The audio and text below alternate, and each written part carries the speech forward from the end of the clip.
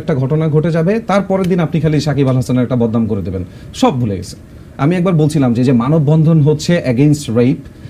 আমার মনে হয় বৃষ্টির দিনে যখন এতটুকু পানি জমে ওই দিন রেপ হয় না কেন, এই জন্য ওই দিন কোনো মানববন্ধন হয় না।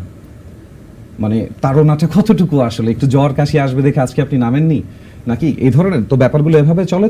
তো ওই জায়গা থেকে আমি আসলে লেখার চেষ্টা করতাম। তো আমার কাছে মনে হতো যে এগুলো নিয়ে লেখা দরকার, তখনও লিখতাম, এখনও যদি এরকম কিছু হয় আমি লিখবো। ইনফ্যাক্ট আমি একটা লিখছি অলরেডি গান, যে গানের নাম হচ্ছে চুপ, তো সেই গানটাও সামনে আসবে। সেটাও কি রাজনীতি নিয়ে কোনো কিছু? ঠিক রাজনীতি বলবো না আমি, এগুলো আসলে রাজনীতি না। যেমন আমার এই গানের একটা লাইন আছে হচ্ছে, বন্ধ হোক জননীর জরায়ুর এই রক্তপাত। এটা কি রাজনীতির লাইন বলা যায় না? মনে হয় এটা দেশের কষ্ট নিয়ে লেখা। বাহ, চমৎকার। সেই সময় কেউ ধরতে পেরেছিল যে এটা আপনি? কিছু মানুষ আমি কমেন্টে দেখেছি, কিছু some intelligent people they did get it. কিন্তু এই স্যাটারগুলো যারা করতো তখন তো তাদেরকেও আসলে ধরা হতো বা ফোন করা হতো ডিবি অফিস থেকে। তারা যদি পপুলার হতো তাহলে ধরা হতো। I was not that popular. আচ্ছা, পপুলার মানুষ কিছু করলে সমস্যা। ছাত্র আন্দোলন হয়ে গেল 2024-এ এই বছর, এটাকে নিয়েও আপনাকে কথা বলতে আমরা শুনেছি, দেখেছি। আপনি কিছু বলতে চান এই ব্যাপারে?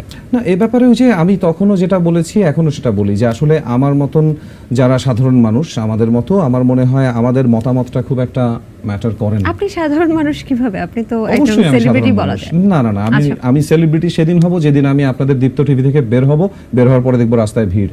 তার আগে আবার কিসের সেলিব্রিটি? সেটা কি আপনার স্বপ্ন? হ্যাঁ, অবশ্যই।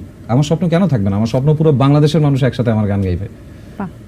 গিয়েছে তো ইতিমধ্যে, বাংলাদেশ থেকে শুরু করে ইন্ডিয়া, কলকাতা, সেখানেও তো করেছে। হ্যাঁ, প্রচুর করেছে। তবে আরো এমন হতে হবে, একটা হলে হবে না, আরো এমন হতে হবে। তার মানে হচ্ছে আপনি একটা পপুলারিটি চাচ্ছেন এখন পর্যন্ত? সব সময় চেয়েছি, I always wanted to be popular. ছোটবেলা থেকে যখন গান করি তখন ইচ্ছা করতো আমার গান সবাই শুনবে। আচ্ছা আচ্ছা। অনেকে যখন বাজে সভা বের হলো তখন আপনাকে অনেকে ভাবতো কলকাতা দাদাবাবু, আপনি কলকাতা থেকে এসেছেন। এরকম কি হয়েছে যে কলকাতা থেকে আপনাকে ফোন করা হয়েছে যে দেখা করতে চাই বা ইন্টারভিউয়ে আসেন, এরকম কোনো ঘটনা ঘটেছে কিনা? আমার সাথে যেটা ঘটনা ঘটেছে, বেশ কয়েকটা স্কুল কলেজ থেকে আমার কাছে টেক্সট এসেছিল যে আপনি শো করবেন কিনা, আমাদের এখানে গান গাইবেন কিনা, আমাদের এরকম একটা অনুষ্ঠান আছে, আপনি কি বাইরে শো করেন? তো আমি বললাম যে হ্যাঁ, শো করি, কিন্তু আপনারা কি ইন্টারন্যাশনাল শো অর্গানাইজ করেন? এরপরে ওনারা জবাব দিচ্ছে না, কারণ ওনারা ভেবেছিল আমি কলকাতার। তো যখনই দেখেছে ব্যাপারটা ইন্টারন্যাশনাল লেভেলে চলে গেছে, তখন ওনারাও ভুল বুঝতে পারে, এবং তারপরে ব্যাপারগুলো বাংলাদেশে তো এখনো চলছে। আমি গতকালকে একটা শোতে ছিলাম, সেখানেও আমাকে দুজন বলেছে, ভাই আমি এতদিন জানতাম আপনি কলকাতার। 6 বছর আগে বাজে সভা। কেন আপনাকে কলকাতার দাদাবাবু কেন মনে করে?